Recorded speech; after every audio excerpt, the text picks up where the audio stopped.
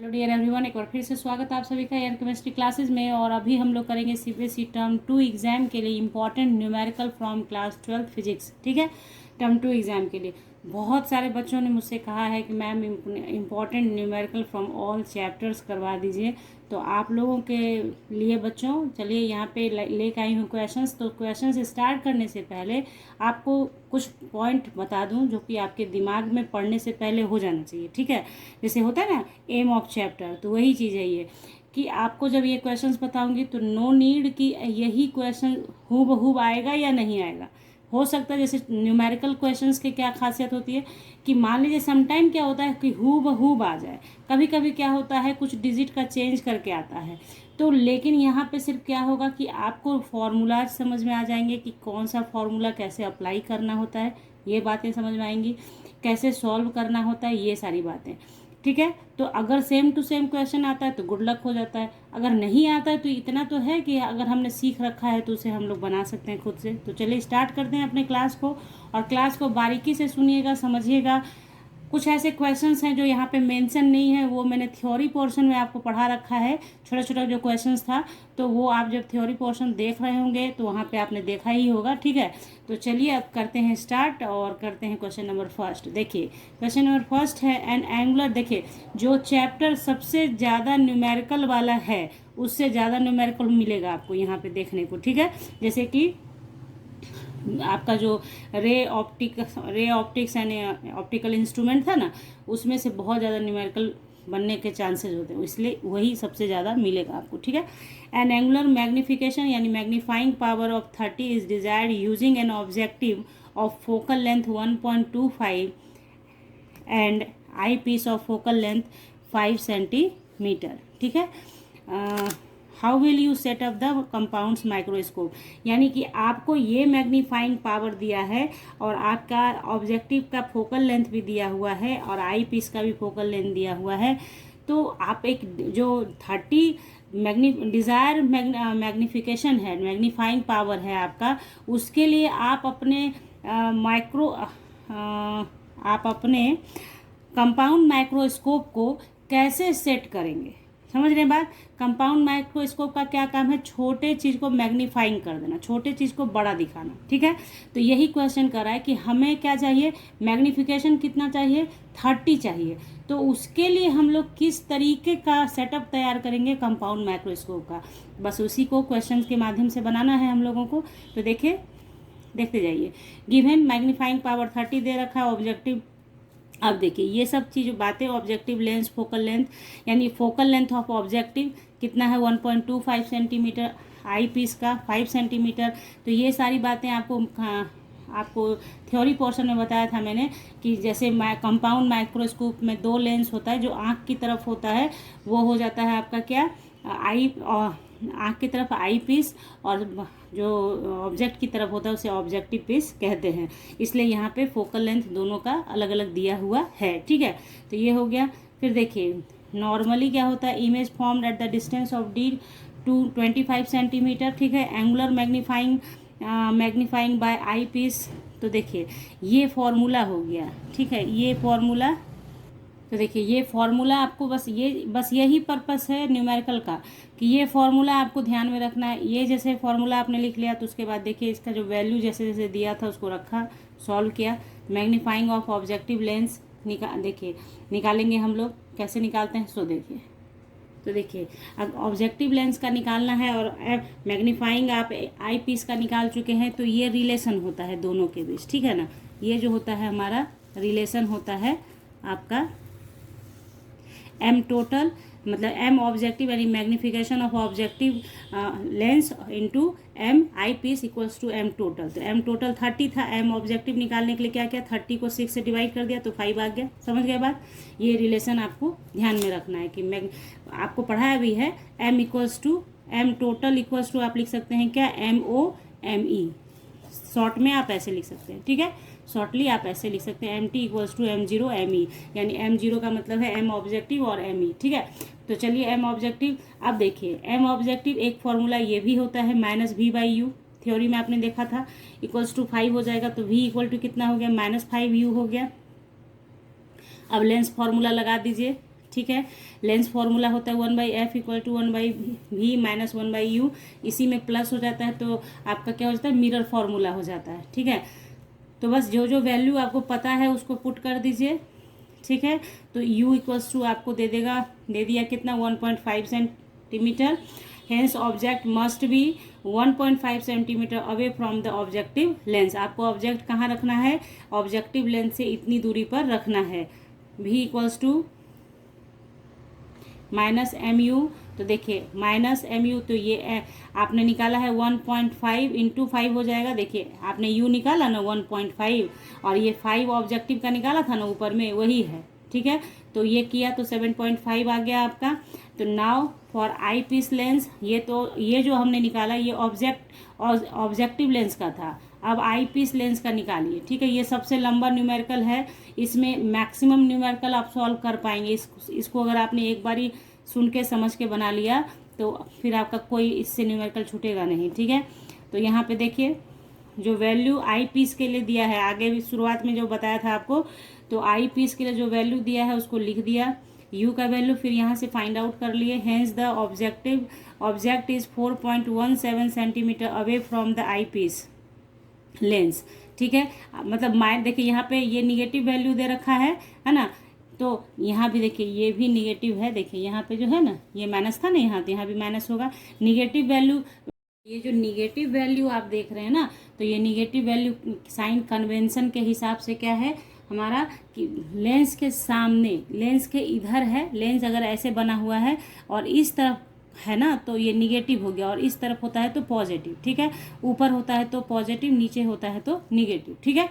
तो ये sign convention आपने मिरर इमेज वाले में पढ़ना होता है, लेकिन नहीं, मिरर इमेज चूंकि पोर्शन में नहीं है हम लोग के टर्म 2 में, इसलिए हमने कोई नहीं पढ़ा है। फिर भी साइन कन्वेंशन आपको पता होना चाहिए, कि बस ध्यान रखिए कि इस तरफ मिरर के सामने सब पॉजिटिव, मिरर के पीछे निगेटिव, सॉरी मिरर के सामने निगेटिव, मिरर के पीछे पॉजिटिव, या लेंस के पीछे पॉजिटिव, लेंस के सामने निगेटिव। ऊपर वाला जानते हैं आप एक्सिस पॉजिटिव होता है, नीचे वाला निगेटिव होगा, ठीक है। यानी जो अगर ऐसे मिरर का इमेज बना ऑब्जेक्ट का तो वो निगेटिव वैल्यू होगा, ठीक है। बस ये निगेटिव पॉजिटिव का सिर्फ इतना ही काम है, जिससे पता चलता है कि वस्तु कहाँ रखी है और इमेज कहाँ तैयार हो रहा है। तो ये आपने देख लिया कि hence the object is 4.17 centimetre away from the eyepiece lens, ठीक है।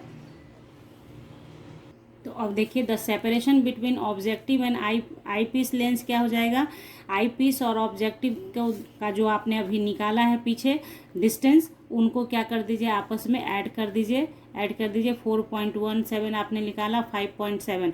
देखिए मैं बार बार कह रही हूँ आपको, जो निगेटिव साइन दे रखा है ना, वो निगेटिव साइन का मतलब सिर्फ कितना है, निगेटिव साइन सिर्फ ये रिप्रेजेंट कर रहा है कि जो आपका जो डायरेक्शन है आपके ऑब्जेक्ट और आई पीस का, वो कहाँ है, इन फ्रंट ऑफ लेंस है। बस ये ऑब्जेक्टिव उसका मतलब सिर्फ इतना है, डिस्टेंस यही रहेगा, ठीक है।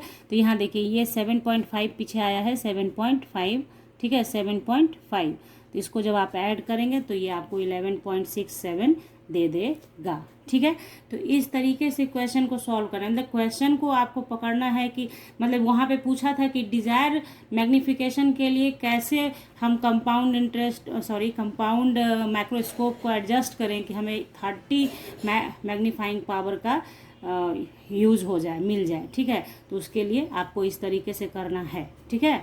तो ये हो गया क्वेश्चन नंबर 1 फर्स्ट। और देखिए फटाक से सेकंड नंबर क्वेश्चन देख लीजिए आप लोग। A screen is placed 90 centimetre from an object, ठीक है, फ्रॉम एन ऑब्जेक्ट, यानी ऑब्जेक्ट से 90 सेंटीमीटर दूर एक स्क्रीन है, समझ गए आप।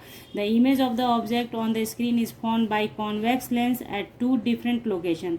कॉन्वेक्स लेंस से 2 डिफरेंट लोकेशन पे इमेज बन रहा है, separated by 20 centimetre. Determine the focal length of the lens. तो फॉर्मूला याद कर लीजिए, focal length of the lens क्या होता है, d² माइनस d²/4d, जहाँ दोनों d का मतलब क्या है देख लीजिए। f बराबर फोकल लेंथ है, d बराबर डिस्टेंस बिटवीन स्क्रीन है जो कि 90 सेंटीमीटर आपको दिया हुआ है। डिस्टेंस बिटवीन स्क्रीन एंड आपका जो ऑब्जेक्ट है उसके बीच का डिस्टेंस क्या हो गया हमारा 90 सेंटीमीटर, जो कि यहाँ पे दिया हुआ है ना। अब देखिए d इक्वल्स टू क्या हो गया, डिस्टेंस बिटवीन 2 लोकेशंस, ठीक है। तो जो कि दिया हुआ है आपका क्या 20 सेंटीमीटर, है ना।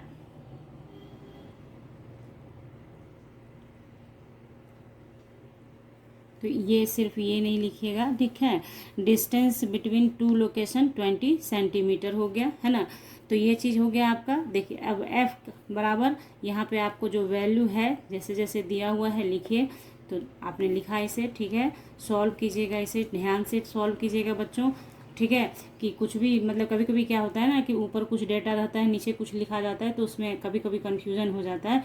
तो उसका ध्यान आपको भी थोड़ा सा रख लेना है। मैं पूरी कोशिश करती हूँ ऐसा कुछ हो नहीं, लेकिन फिर भी चलिए।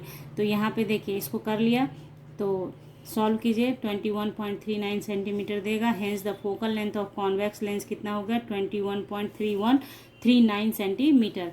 अब आप देख लीजिए यहाँ पे क्या है कि ये जो फॉर्मूला है आपको याद रखना है और आपको ये समझ आना चाहिए कि कब इस फॉर्मूले का आप यूज़ करते हैं। तो आपके दिमाग में ये क्वेश्चन इतना मुश्किल भी नहीं है कि आपके दिमाग में नहीं रहेगा।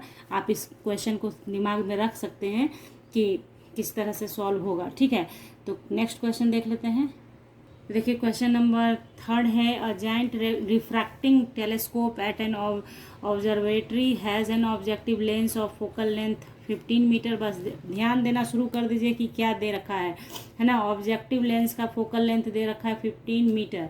If an eyepiece of focal length 1.0 centimetre is used, what is the angular magnification of telescope, ठीक है।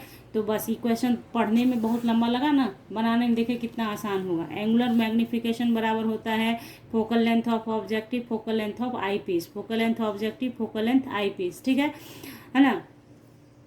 तो एफ ऑब्जेक्टिव 15 मीटर दिया है, तो चूंकि एक मीटर में है, दूसरा सेंटीमीटर में है, तो इसको कन्वर्ट कर दिया सेंटीमीटर में। फोकल लेंथ आई पीस का 1 सेंटीमीटर दे रखा है, तो एंगुलर मोमेंटम फटाक से आप कर लें। सेंटीमीटर से सेंटीमीटर कर गया आपका। एंगुलर मैग्निफिकेशन होगा, मोमेंटम नहीं होगा बच्चों, ठीक है। इसको मैग्निफिकेशन कर लीजिएगा, मैग्निफिकेशन, ठीक है, मैग्निफिकेशन। अभी रिसेंटली आप लोग को बोर्ड्स मॉडल पढ़ाया ना, इसलिए एंगुलर मोमेंटम दिमाग में चल रहा है मेरे, ठीक है। तो ये हो गया, तो ये चीज़ हो गया आपका। ये कैसे क्वेश्चन सॉल्व करें, बात आप समझ रहे हैं। मैंने मैक्सिमम फार्मूला कवर किया है आपके लिए कि ये सारे क्वेश्चंस को अगर आपने एक बारी कर लिया तो फार्मूलाज आपके दिमाग में होंगे, आपको बातें याद रहेंगी, तो आप 20 को जो एग्ज़ाम है आपका आप उसमें कर पाओगे, उसको कोई परेशानी आपको नहीं होगी। क्वेश्चन नंबर नेक्स्ट देख लीजिए। देखने में बहुत लंबा है क्वेश्चन, बहुत अच्छे से बना लोगे आप। देखो पहले क्वेश्चन को समझो कि कैसे बनाना है। A person with a normal near point, हम लोग को पता है कि हम लोगों का स्पष्ट दर्शन का जो न्यूनतम दूरी होता है, मिनिमम डिस्टेंस परफेक्ट विजन का क्या होता है, 25 सेंटीमीटर होता है। Using a compound microscope with objective of focal length 8.0 mm है ये, ठीक है ना। And an eyepiece of focal length 2.5 centimetre. Eyepiece का फोकल लेंथ हो गया। आपको अब क्या है, अभी तो मुझे तो पढ़ाना है तो मैं ऐसे लिख पढ़ रही हूँ अभी, है ना। आप लोगों का क्या है कि कॉपी पेन लेके बैठो, इसको फटाक से लिखा फोकल लेंथ आई पीस इतना, फोकल लेंथ ऑब्जेक्टिव इतना। एग्जाम में ऐसे ही करते हैं ना, ठीक है। Can bring an object place at 9.0 mm from the objective in sharp focus. What is the separation between two lenses. आपने जैसे जो अभी पहले वाले में बनाया था ना, सेपरेशन बिटवीन टू लेंसेज क्या होगा ये बताना है आपको। Calculate magnifying power of microscope. वहाँ पे क्या क्या था, माइक्रोस्कोप के लिए मैग्नीफाइंग पावर फिक्स कर दिया था कि 30 होना चाहिए। यहाँ आपको पावर मतलब मैग्नीफाइंग पावर भी कैलकुलेट करना है। तो कितना अच्छा क्वेश्चन है ये। इस क्वेश्चन से क्या होगा कि मतलब छोटे छोटे क्वेश्चन आएंगे बच्चों, इतना याद रखिएगा। 35 मार्क्स का क्वेश्चन आना है, कितना बड़ा क्वेश्चन पूछ देगा। तो उसी अकॉर्डिंग यहाँ पे देखिए फटाक से कैसे बनाइएगा आप। तो देखिए for a microscope, compound microscope के लिए आई पीस लेंस के लिए देखिए फॉर्मूला लिखा है, ये लेंस फॉर्मूला है। तो बस लेंस फॉर्मूला ही याद है, ये आई पीस के लिए है। और आई पीस वाले में आई पीस का सारा वैल्यू रखेंगे। फिर हम लोग ऑब्जेक्टिव के लिए करेंगे तो ऑब्जेक्टिव के लिए लेंस फॉर्मूला थोड़ा ही बदल जाएगा। सिर्फ लेंस फॉर्मूला में आई लगा दिया तो आई पीस के लिए हो गया, ऑब्जेक्ट लगा दिया तो ऑब्जेक्ट के लिए हो गया, ऑब्जेक्टिव साइड वाले के लिए हो गया, है ना। तो बस वही किया है यहाँ पे, आप ध्यान से देखें, ठीक है। फोकल लेंथ देख रखा था, ये भी दिया हुआ था कि 25 सेंटीमीटर है, ठीक है ना। तो अब देखिए वैल्यू पुट करने के बाद आप जब सारा वैल्यू पुट कर लेंगे जो आपको पता है, तो आपको यू आई पीस निकल जाएगा। तो निकालिएगा तो इतना आएगा आपका, जब सॉल्व कीजिएगा इसे तो आ जाएगा। क्रॉस मल्टीप्लिकेशन हुआ, उसके बाद -25/11 हो जाएगा, तो -2.27 हो गया। ठीक है, उसी तरह से बच्चों फॉर ऑब्जेक्टिव लेंस, यानी ऑब्जेक्टिव लेंस के लिए करेंगे तो लेंस फार्मूला तो नहीं बदलेगा, अभी जस्ट बोला है लेंस फार्मूला लिख दिया। ऑब्जेक्टिव लेंस का फोकल लेंथ 8.0 mm दिया था, तो उसको कन्वर्ट कर दीजिए सेंटीमीटर में। उसके बाद यू ऑब्जेक्टिव भी दिया है 0.9 क्या दिया था 9.0 mm। आप भी बैक जाके देखेंगे तो दिखेगा। ठीक है, तो यह इसको भी सेंटीमीटर में कन्वर्ट कर लिया है हम लोगों ने। ठीक है, तो अब देखिए क्या करना है कि सारा वैल्यू पुट कर दीजिए। ये माइनस है तो माइनस माइनस ये प्लस में कन्वर्ट हो जाएगा। उसके बाद सॉल्व कीजिए इसे तो आपका इतना वैल्यू देगा, है ना। ठीक है, तो उसका सॉल्व कीजिए तो वी ऑब्जेक्टिव कितना हो गया 7.2 सेंटीमीटर। हाँ, उसके बाद देखिए distance between object lens and eyepiece, just अभी जैसे बनाया था आपने पीछे वैसे ही करना है। आई पीस प्लस वी ऑब्जेक्ट कर दिया, तो आई पीस का निगेटिव वैल्यू था। आप ऊपर देखें अपने मतलब बैक करके देखेंगे, आप देखिए यहाँ पे है ना निगेटिव वैल्यू था। तो डिस्टेंस में आपको मैंने क्या कहा कि निगेटिव पॉजिटिव नहीं देखना होता है, डिस्टेंस देखना है। निगेटिव और पॉजिटिव सिर्फ ये बता रहा है हमें कि हमारा कहाँ है, वस्तु की स्थिति या इमेज की स्थिति है कहाँ, यही बताता है सिर्फ। वो कन्वेंशन है, साइन कन्वेंशन है। ठीक है, डिस्टेंस में निगेटिव नहीं लगाते हैं। तो यहाँ पे आपने बस उसी निगेटिव वैल्यू को हटाने के लिए बार का यूज़ किया, तो ठीक है। नहीं भी आप करोगे ना तो गलत नहीं होगा। ठीक है, तो वी ऑब्जेक्टिव हो गया, इन दोनों को ऐड किया तो 9.4 सेंटीमीटर आ गया। तो एक काम तो हमारा हो गया कि डिस्टेंस क्या था दोनों के बीच का, वो तो निकाल लिया आपने। अब दूसरा टर्म क्या है, फोकल लेंथ है, आपको निकालना है। तो फोकल लेंथ का आइए मैग्नीफाइंग पावर आपको निकालना है। तो मैग्नीफाइंग पावर देख लेते हैं। तो देखिए मैग्नीफाइंग पावर के लिए m equal to V objective, भी यू ऑब्जेक्टिव हो गया, v बाई यू होता है। उसके बाद देखिए इसको 1 + d/v एफ आई पीस, ये देखिए ये कंपाउंड माइक्रोस्कोप के लिए है ना, ये किसके लिए है, कंपाउंड माइक्रोस्कोप के लिए है। तो ये फॉर्मूला यूज़ करेंगे हम लोग। ठीक है, ये हो गया आपका मैग्नीफाइंग पावर का फॉर्मूला। जितना वैल्यू आपने पता है सबको लिखना है, सॉल्व कीजिए और आपका आ जाएगा 88। ठीक है, मैग्नीफाइंग पावर का कोई डिजिट नहीं होगा क्योंकि सारा डिजिट कैंसिल हो जाता है। तो 88 गुना, अगर इस तरीके से जो पीछे आपने पढ़ा उस तरीके से आप अपने कंपाउंड माइक्रोस्कोप को एडजस्ट करेंगे तो आपका मैग्नीफाइंग पावर 88 गुना हो जाएगा। यानी आपका जो वस्तु है एकदम इतू से इतना दिखेगा। ठीक है, ये बात। तो क्वेश्चन नंबर 5 देख लीजिए फटाक से बच्चों। The maximum kinetic energy of photoelectron is 3 eV electron volt. What is its stopping potential. तो ये फॉर्मूला याद करना है, KMX maximum kinetic energy maximum of photon equals to EV0 होता है। यहाँ V0 क्या है, स्टॉपिंग पोटेंशियल है, स्टॉपिंग पोटेंशियल। तो स्टॉपिंग पोटेंशियल इक्वल्स टू क्या हो गया, K_max/E। K से काइनेटिक एनर्जी है बच्चों। ठीक है, तो ये जब E से E कैंसिल हो गया तो बचा क्या, 3 वोल्ट। पोटेंशियल का वोल्ट होता है ना यूनिट, 3 वोल्ट। बस समझिए फॉर्मूला जो जो लाल रंग से घेरा है ना उसको बहुत ध्यान से पढ़ लेना है। और इसके जस्ट बाद मैं आपको एक वीडियो प्रोवाइड करूंगी बच्चों जिसमें बताऊंगी कि आप क्विक और एक्सीलेंट रिवीजन कैसे कर सकते हैं न्यूमेरिकल के लिए, थ्योरी के लिए। तो बने रहिएगा आप लोग साथ में। थोड़ा सा परेशानी है मेरे हाथ में, इसलिए मतलब नहीं आ रहा है वीडियो जल्दी। ठीक है, थोड़ा सा कष्ट है तो लिख नहीं पा रही हूँ आसानी से, कुछ गड़बड़ भी हो जा रहा है बार बार लिखने में। ठीक है, तो सॉरी फॉर दैट बच्चों, बट जितनी मदद हो पाएगी मेरे से मैं ज़रूर करूँगी आप लोगों को।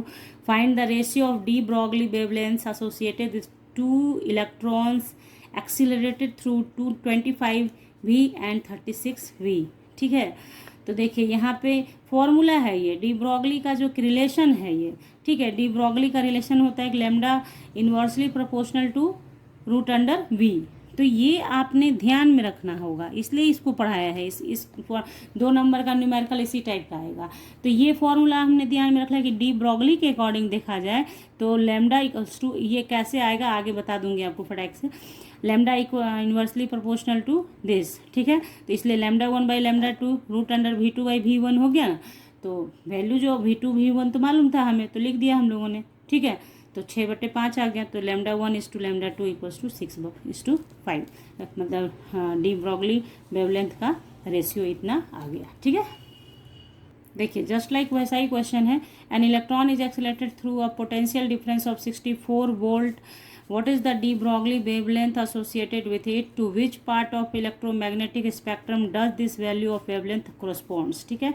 मतलब पहले तो आपको जो निकालना है लेमडा निकाल लेना है और आपको बताना है फिर लेमडा निकालेंगे। वेवलेंथ निकालने के बाद ये वेवलेंथ किस रेंज को, किस मतलब मैग्नेटिक स्पेक्ट्रम को दिखाएगा। यहाँ पे हेल्प करेगा आपको चैप्टर 1 जो आपका पहला था ना, मतलब चैप्टर 1 इस टर्म फर्स्ट के लिए जो था, इलेक्ट्रोमैग्नेटिक वेव्स करके जो चैप्टर है आपका उससे, ठीक है। तो यहाँ पे देखिए डी ब्रॉगली का जो रिलेशन है याद कर लीजिएगा बच्चों, ये रिलेशन बहुत ज़रूरी है आपको याद कर लेना। यहीं से आया था वो वैल्यू जो पीछे अभी हमने देखा ना, यहीं से आया था lambda equals to h by इतना।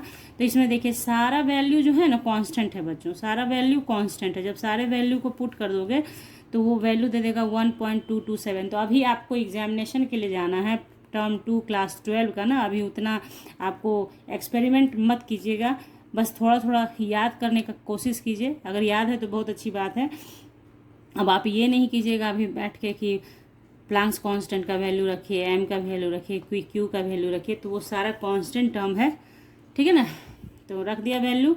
तो ये सिर्फ एक वेरिएशन में रहता है क्योंकि एक्सिलरेट होता है, जो चार्ज्ड पार्टिकल है, चार्ज्ड पार्टिकल होता है तभी ये काम करता है। देखिए लिखा हुआ D Broglie wavelength of charged particle accelerated through a potential V is इतना, ठीक है। तो यही था, तो ये चीज़ आ गया आपका। तो यही चूंकि ये कांस्टेंट है ना, इसलिए लैम्डा इक्वल्स टू वहाँ पे क्या लिखा गया था, lambda inversely proportional to root under V। हाँ समझ गए।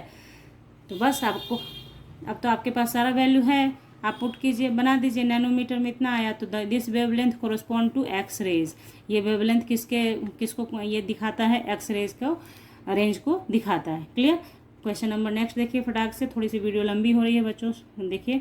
Calculate the D Broglie wavelength of the electron orbiting in the n बराबर 2 स्टेट ऑफ हाइड्रोजन एटम, ठीक है। तो देखिए n बराबर 2 दे रखा है। Kinetic energy of second state क्या हो जाएगा, आपने पढ़ा है, बोर्स मॉडल पढ़ाया था आपको पिछले क्लास में, 13.6 इलेक्ट्रॉन वोल्ट बटे n स्क्वायर। तो यहाँ पे बस वैल्यू पुट कीजिए आपके सामने, जैसे जो n का वैल्यू पता है आपको तो आपने रख दिया, तो इतना इतना इतना आ गया। इसको आपने इलेक्ट्रॉन वोल्ट को कन्वर्ट कर देना है किस में, इलेक्ट्रॉन वोल्ट को कन्वर्ट कर दिया जूल में। इससे मल्टीप्लाई करोगे ना 1.6 इंटू 10⁻⁻19 से, तो जूल में कन्वर्ट हो जाएगा। और जूल में जब कन्वर्ट हो गया तो डी ब्रॉगली लेंथ वेवलेंथ के लिए फिर अभी अपने फॉर्मूला देखा है पीछे, lambda equals to h by this. तो एच का वैल्यू रख दिया। मतलब मैंने यहाँ पे क्या किया है पता है आपको, कि कोई बच्चा ये नहीं सोचे वीडियो देख के कि अरे कैसे कैसे वैल्यू रखना था। तो यहाँ पे अब आप समझ सकते हैं कैसे कैसे आपने वैल्यू रखना है। देखिए है ना, देखिए यहाँ पे 6.63 इंटू 10⁻34 हो गया इसका, प्लांक्स कांस्टेंट का 2 हो गया। एम का वैल्यू अभी आपको पता है कि 9.1 इंटू 10⁻31 होगा, ठीक है, इलेक्ट्रॉन का ये होता है।